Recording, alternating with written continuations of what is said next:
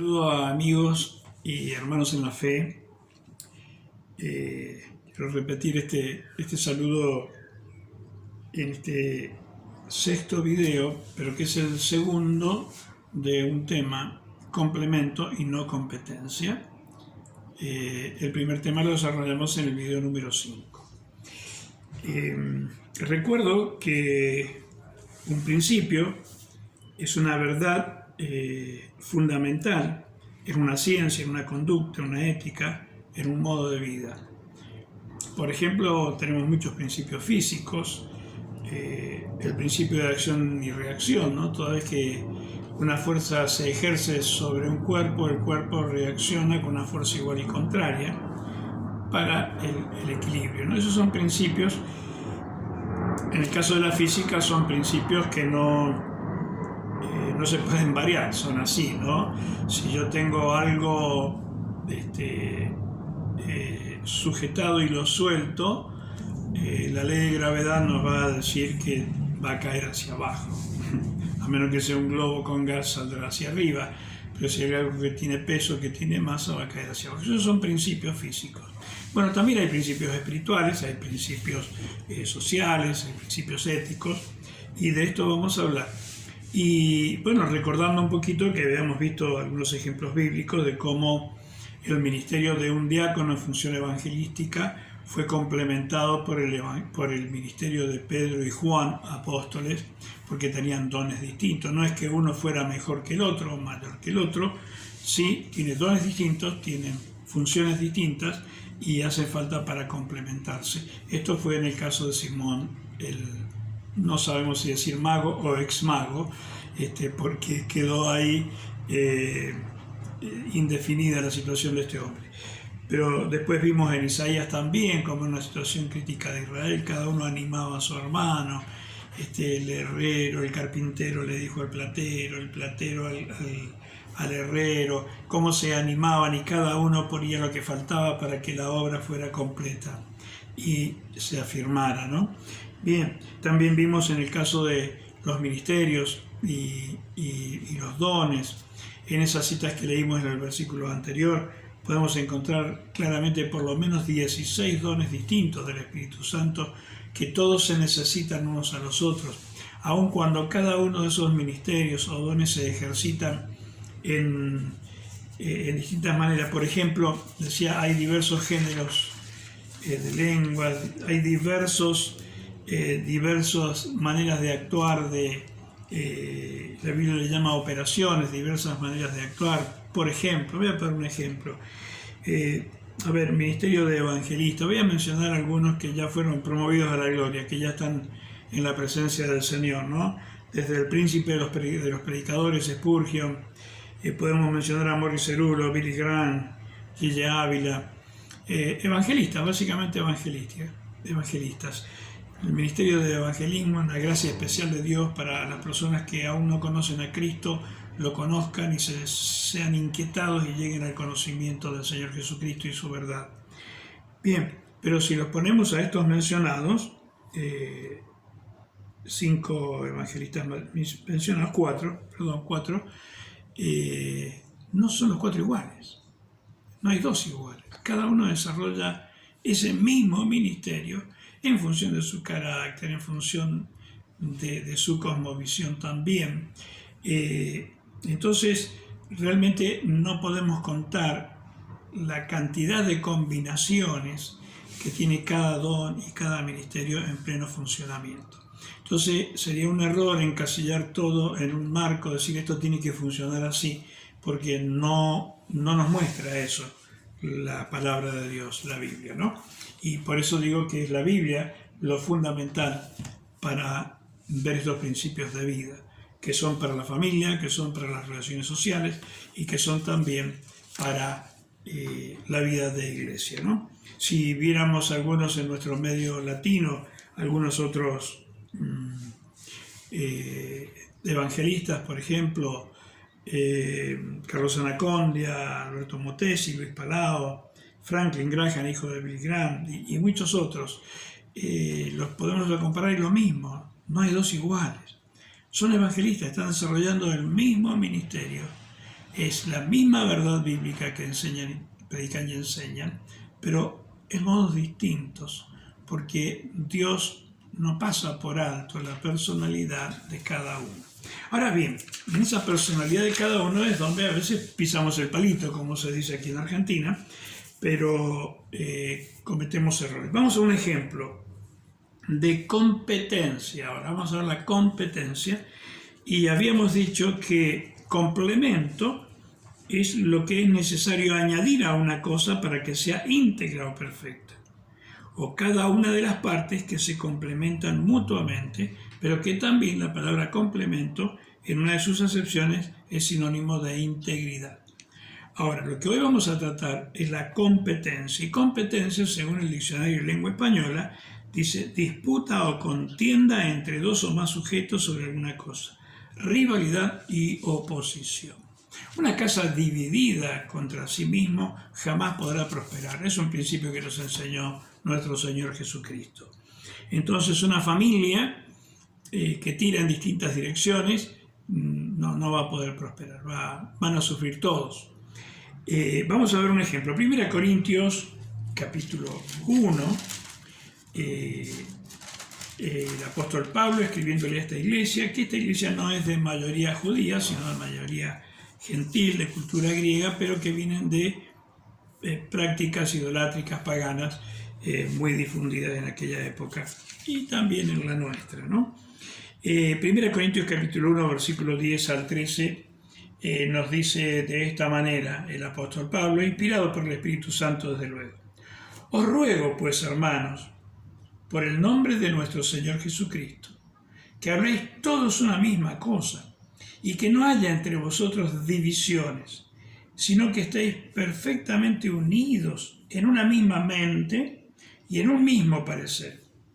Porque he sido informado acerca de vosotros, hermanos míos, por los de Cloé, que hay entre vosotros contiendas. Quiero decir que cada uno de vosotros dice: yo soy de Pablo, yo soy de Apolos, yo soy de Cefas y yo de Cristo. ¿Acaso está dividido Cristo? ¿Fue crucificado Pablo por vosotros o fuisteis bautizados en nombre de Pablo? Bien, acá vemos que en una iglesia que había arrancado muy bien, pero ahora se estaban posicionando los egoísmos. Aquí ya no es desde los líderes que se plantea esta división, esta fractura, una especie de partidos eclesiásticos, ¿no? Uno, bueno, no, yo soy de Pablo porque fue el fundador de la iglesia. Pasó un evangelista muy elocuente llamado Apolos, también judío, pero de la diáspora, del contexto griego, helénico, muy fervoroso, muy poderoso en palabras, se lo describe así en la Biblia. Ah, no, ese así a mí me gusta, yo soy seguidor de Apolo. No, Pablo de pronto es muy buen maestro, pero de pronto se torna aburrido. Me gusta Apolo por la fuerza del fuego que tiene. Bien, está bien. No son aquí los ministros los que están planteando la división, sino el pueblo, ¿eh? Cuidado. Otros dicen: yo soy de Cefas. No, porque Cefas o Pedro es la misma persona, es de los dos, es el primero de la iglesia de Jerusalén. Cuando él vino a visitarnos, nos impresionó, él estuvo personalmente con Cristo 3 años y más. No, yo soy de... Y otros que no querían sujetarse ni a Pablo, ni a Apolo, ni a Pedro, decían: yo soy de Cristo, a mí no me manda nadie. Aparentemente era el más espiritual, pero no era así.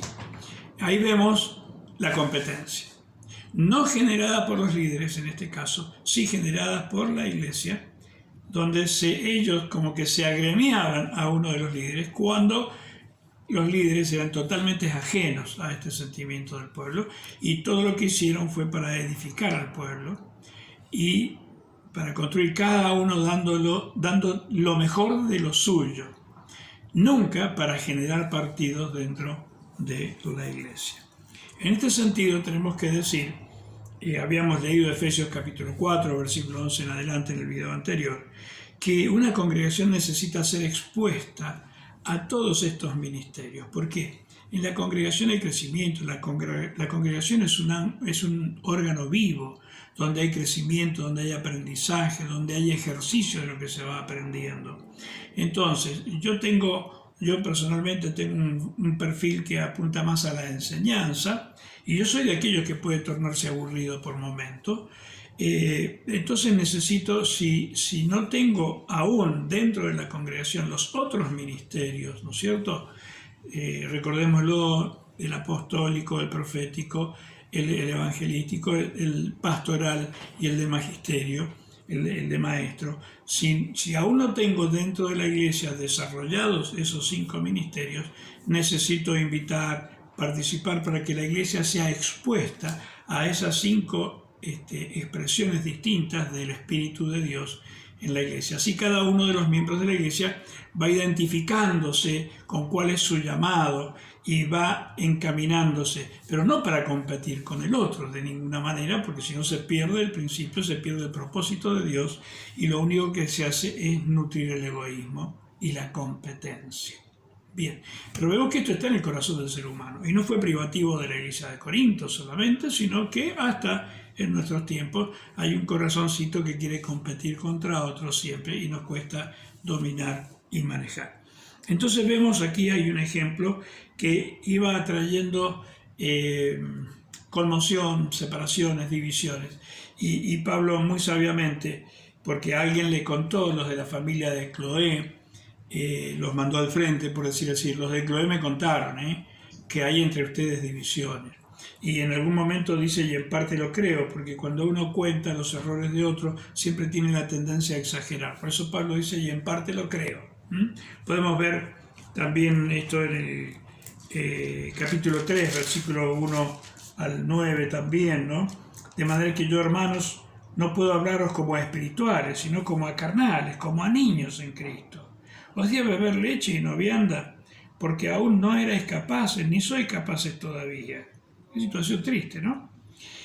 Porque aún sois carnales, pues habiendo entre vosotros celos, contiendas, una tienda contra la otra, un campamento contra otro, disensiones, no sois carnales y andáis como hombres, como si no conocieran a Cristo. Porque diciendo el uno, yo ciertamente soy de Pablo, el otro, yo soy de Apolo, no sois carnales. ¿Qué pues es Pablo? ¿Y qué es Apolo?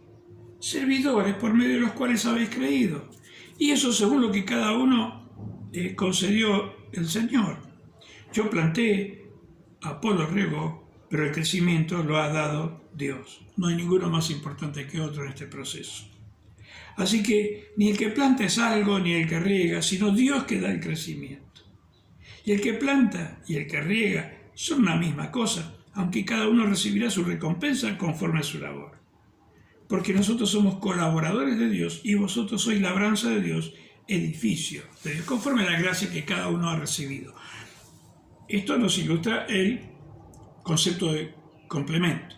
Pero acá tenemos una realidad. Pablo está enseñando el complemento porque no lo había. Había competencia en la iglesia de Corinto y ya dije que no es privativo de la iglesia de Corinto solamente, sino en cada lugar donde hay seres humanos hay un corazón competitivo. Una cosa es competir contra uno mismo para mejorar, otra cosa es competir contra otro para pisarlo y crecer nosotros. Y eso está totalmente ajeno del Espíritu de Dios y de la vida del cuerpo de Cristo y también en la vida familiar.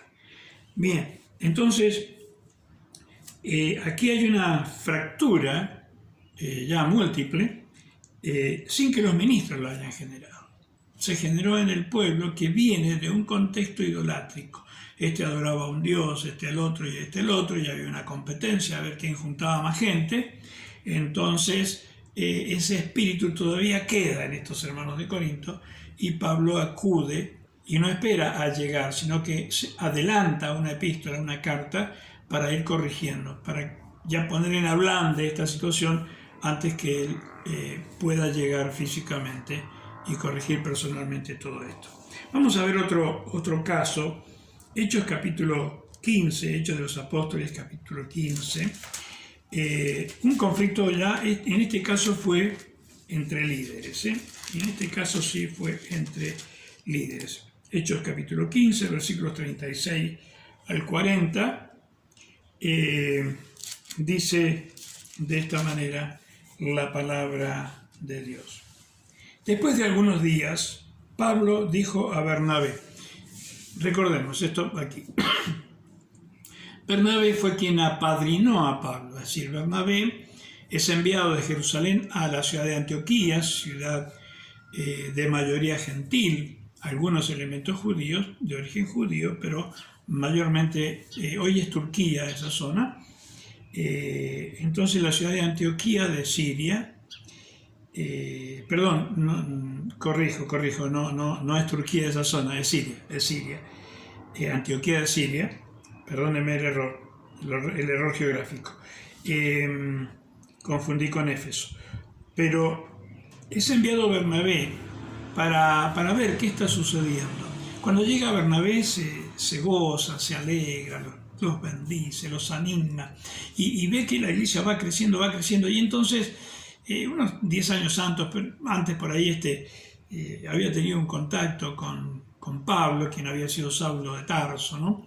Y no estaba activo, digamos muy activo en el ministerio público, sí en lo privado, ese que estaba en Tarso, en la zona de Cilicia, y predicaba por ahí, pero un poquito cabo suelto todavía.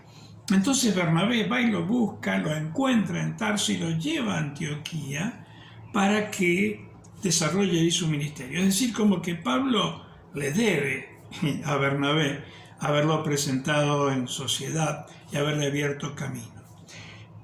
De hecho, que hicieron el primer viaje misionero con un éxito tremendo, éxito en los resultados finales, pero sí fueron apedreados, es decir, la pasaron mal, pero los resultados finales fue que fundaron una serie de iglesias en la región bellísima, impresionante. Pero entonces llega este punto, habíamos dicho versículos 36 hasta el 40, después de algunos días Pablo dijo a Bernabé, volvamos a visitar a los hermanos en todas las ciudades en que hemos anunciado la palabra del Señor, para ver cómo están.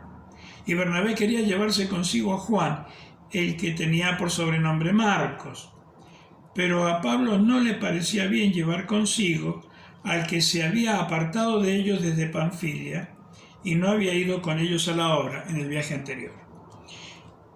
Y hubo tal desacuerdo entre ellos que se separaron el uno del otro.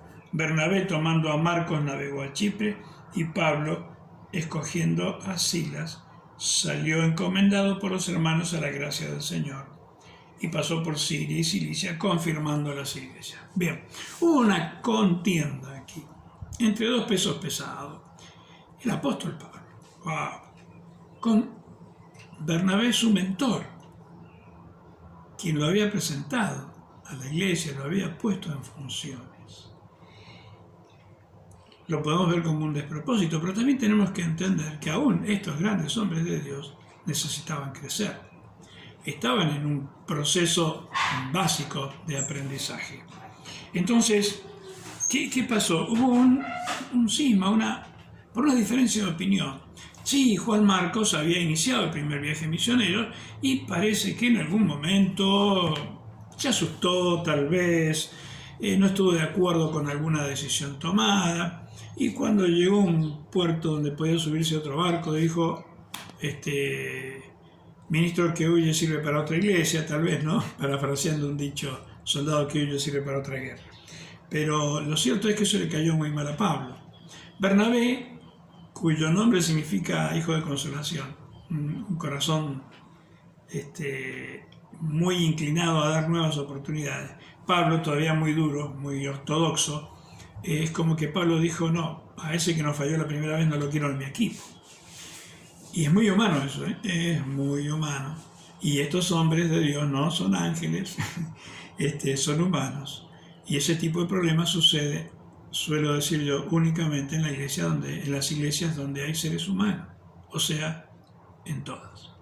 Sucede, pero lo que tenemos que hacer es estar atentos a la voz del Espíritu Santo para que esto no se repita y no cause un daño. Ahora, notemos que hubo un conflicto por causa de Juan Marcos. Ahora, podemos encontrar en Colosenses capítulo 4, versículo 10, más adelante en el Nuevo Testamento, Colosenses capítulo 4, versículo 10, Esto está después de Éfeso, Filipenses, Colosenses, capítulo 4, versículo 10.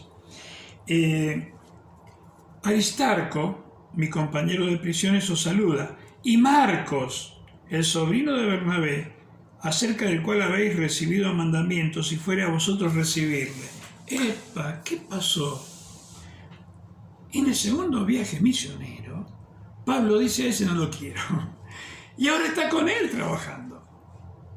Parece que estos hombres de Dios, que no están exentos de errores y de dogmatismos, tienen un corazón dispuesto al arrepentimiento, dispuesto a reconocer errores y dispuestos a restaurar y a dar nuevas oportunidades. Marcos ahora es parte del equipo y a quien Pablo recomienda, aquel a quien no quiso para sí mismo, ahora lo está recomendando también a otros. En Filemón, una carta personal a Filemón de la iglesia de Colosas, miembro de la iglesia de Colosas, también vuelve a ser mencionado Marcos en una forma muy interesante. Filemón, versículo 24, dice: Marcos, Aristarco y Demas y Lucas, mis colaboradores, laboran, trabajan junto conmigo. Marquito, el que aflojó, el que no quiso seguir con ellos, aquel que fue de alguna manera la causa del conflicto entre Pablo y Bernabé. En realidad no fue Juan Marcos la causa, fue la dureza de Pablo y la intolerancia ante errores ajenos. Pero ahora lo vemos a Pablo necesitado de Juan Marcos, aquel que antes le había dado un menor precio del que realmente tenía. Ahora bien, este Juan Marcos es el hijo de aquella mamá donde la iglesia se reunía en Jerusalén, donde Jesús mismo había estado presente. Así que no era un mal elemento, simplemente tenía defectos. Pero la intolerancia que había en el corazón de Pablo también era defecto. Y eso es bueno reconocerlo. Por eso la competencia nunca nos va a conducir a un final exitoso. Segunda Timoteo, capítulo 4, segunda carta de Pablo a Timoteo. Fíjese que es el mismo Pablo quien está exaltando a Marcos. Segunda Timoteo 4:11, cuando ya Pablo está en su última epístola antes de morir como mártir, dice: solo Lucas está conmigo. Toma a Marcos y tráele contigo. Pablo le está escribiendo a Timoteo, porque me es útil para el ministerio. ¡Wow! ¡Qué cambio! ¡Qué lindo! Ver que un hombre tan intolerante como al principio de su ministerio es un hombre capaz de decir ahora: tráemelo a Marcos, porque me es útil. Aquel que antes consideró inútil, ahora tiene un lugar especial en el corazón. Hay competencia hace daños, pero también estamos viendo cómo estos hombres de Dios suelen resolver sus conflictividades en el temor de Dios, doblegando su arrogancia, reconociendo sus errores. Gálatas capítulo 2, versículos 11 al 16, Gálatas detrás de las cartas de Corinto, siguiente a 2 Corintios, capítulo 2, versículo 11 y 16, otro conflicto entre dos pesos pesados. Esto también un poco al principio del ministerio del apóstol Pablo, el gran apóstol Pablo, que nos ha dejado un legado maravilloso, pero también él necesitaba crecer, no fue perfecto desde el principio. Está diciendo, vamos a tomar versículo 11 hasta el 16, y que por la ley, estábamos hablando del capítulo 4, yo estoy comenzando a leer en el 3. Estoy comenzando en el 3 y el 2. 2.11, disculpen el error, 2.11. Pero cuando Pedro vino a Antioquía, le resistí cara a cara porque era de condenar. Pablo ya no con Bernabé, que era su mentor, ahora es con Pedro. Pablo tiene una competencia con Pedro. No habían celos ministeriales, ¿no? El de Jerusalén venía de Antioquía iban a pedir instrucciones a Jerusalén. Era un ir y venir maravilloso, de una sola conciencia de cuerpo, el concepto de reino de Dios, más de competencia entre iglesias o instituciones. Ahora dice, cuando él está relatando, le cuenta en esta carta a los Gálatas lo que sucedió algún tiempo antes. Pero cuando Pedro vino a Antioquía le resistí cara a cara, porque era de condenar. Pues antes que viniesen algunos de parte de Jacobo, comía con los gentiles, pero después que vinieron, se retraía y se apartaba, porque tenía miedo de los de la circuncisión, de los cristianos judíos. Y en su simulación, participaban también los otros judíos, de tal manera que aún Bernabé fue también arrastrado por la hipocresía de ellos. Pero cuando vi que no andaban rectamente conforme a la verdad del Evangelio, dije a Pedro, delante de todos, si tú, siendo judío, vives como los gentiles y no como judíos, ¿por qué obligas a los gentiles a judaizar? Nosotros, judíos de nacimiento y no pecadores de entre los gentiles, sabiendo que el hombre no es justificado por las obras de la ley, sino por la fe de Jesucristo, nosotros también hemos creído en Jesucristo para ser justificados por la fe de Cristo y no por las obras de la ley, por cuanto por las obras de la ley nadie será justificado. A ver, analicémoslo a Pedro unos instantes. El apóstol Pedro va a Antioquía, un contexto mayoritariamente gentil, cristiano, con algunos judíos, cristianos también. Bien, los ha unido Cristo. Ya deberían haberse resuelto los problemas raciales, religiosos y demás. Pero ¿qué pasa? Pedro, Pablo, Bernabé incluso, todos están muy cómodos entre judíos y gentiles, pero de pronto viene alguien de Jerusalén. Y no viene como inspector, como vigilante, viene a compartir las bendiciones, pero Pedro se retrae. ¿Qué van a pensar estos hermanos de Jerusalén, judíos puros que han creído en Cristo, si me ven ir a comer a la casa de un gentil, comidas que nosotros tradicionalmente no comemos y demás? Entonces se retrae. Y Pedro tiene esa conducta, esa flaqueza, podemos decir, de identificarse más con los judíos que con los de origen gentil. Pablo percibe eso y una confrontación de 2 pesos pesados allí. A mí me hacen eso y públicamente, yo no sé, le retiro los embajadores a este que me reprendió. Sin embargo, si me acompaña a 2 Pedro capítulo 3, segunda epístola del apóstol Pedro, vamos a ver qué dice Pedro respecto de Pablo. Antes, piense, querido oyente o vidente de este video.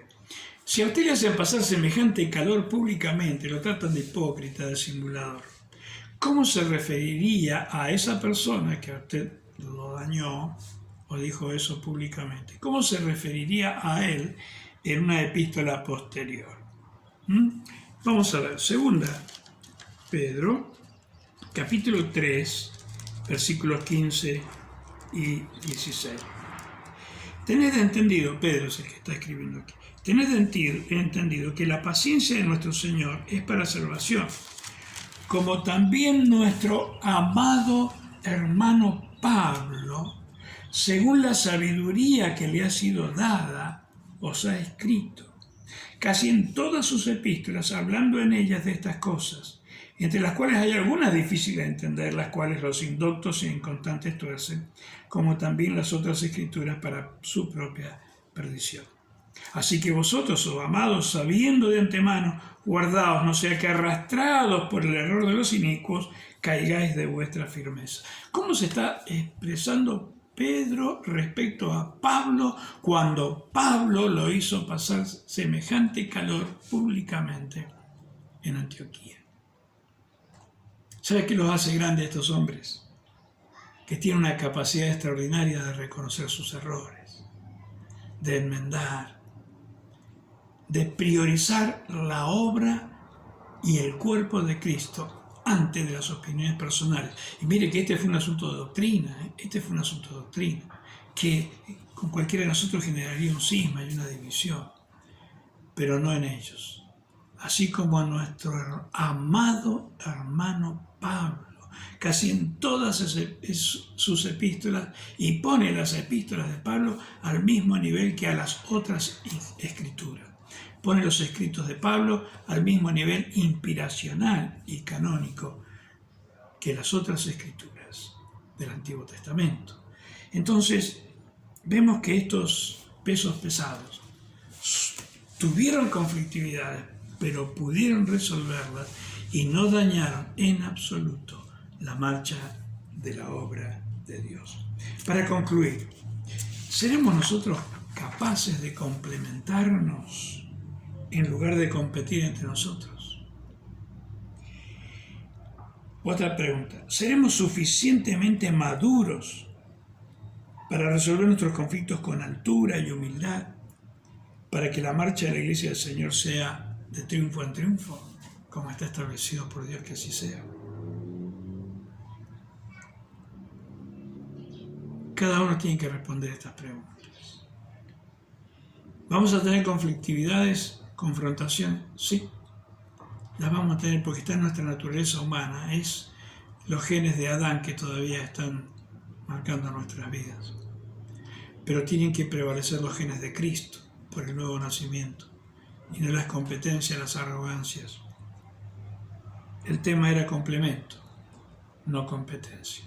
Aun cuando hombres de Dios, Pablo escribiéndole también a los hermanos de Filipo, habían dos hermanas, Evodia y Síntique, que parece que habían empezado a desconocerse un poco entre ellas. Dice, ruego a Evodia y a Síntique que sean de un mismo sentir, aquellas que batallaron junto conmigo, con los otros hermanos, con Clemente al comienzo de la obra, decirles por favor que sean de un mismo sentir. Ya estaba en ciernes una confrontación. Ya el enemigo, estas dos que habían combatido contra la idolatría, contra el pecado, ahora el diablo le había logrado cambiar el campo de batalla. Y estaban comenzando a batallar una contra otra. Y esto a una hermosa iglesia como la de Filipo, una iglesia generosa, de manos abiertas, podía hacerle mucho daño que estas dos mujeres estuvieran confrontadas. Y Pablo con mucha sabiduría le dice al entonces pastor de la iglesia, te ruego, por favor, atendelas, cuida de estas dos hermanas y decirles de parte mía que tengan un mismo sentir. Porque los sentires distintos, confrontados, solamente van a producir daño a los que se confrontan y a los que observan esa confrontación. Pero cuando se perdona, cuando uno es capaz de bajarse de su humildad y su arrogancia, de su, ausencia de humildad y de su arrogancia, y bajarse a la humildad de reconocer los errores, todo se edifica, todo se potencia, y la única posible marcha de la iglesia como cuerpo de Cristo, la única posible marcha de la familia, del grupo social donde pertenecemos, es de triunfo en triunfo y de victoria en victoria. Oramos agradeciéndole a Dios. Señor, estos principios de complemento y no competencia, Señor, nos resulta sencillo entenderlos acá en nuestra mente, pero muy complicados para llevarlos a la praxis, a la práctica cotidiana. Ayúdanos, Señor. Nos reconocemos faltos, necesitados de complemento, Señor. Y nos confesamos abundantes en competencia, Señor. Y queremos confesar esto como antinatural. Y queremos ir al complemento para que tu nombre no sea mal visto, sino que sea exaltado y la gloria de Dios se complemente, se produzca y sea visible para todos. Te damos muchas gracias, Señor, en el nombre de Jesús. Muy bien, Juan Carlos Fioretti, suyo en Cristo y juntos en la gran comisión. Nos vemos Dios mediante en el próximo video. Dios les bendiga.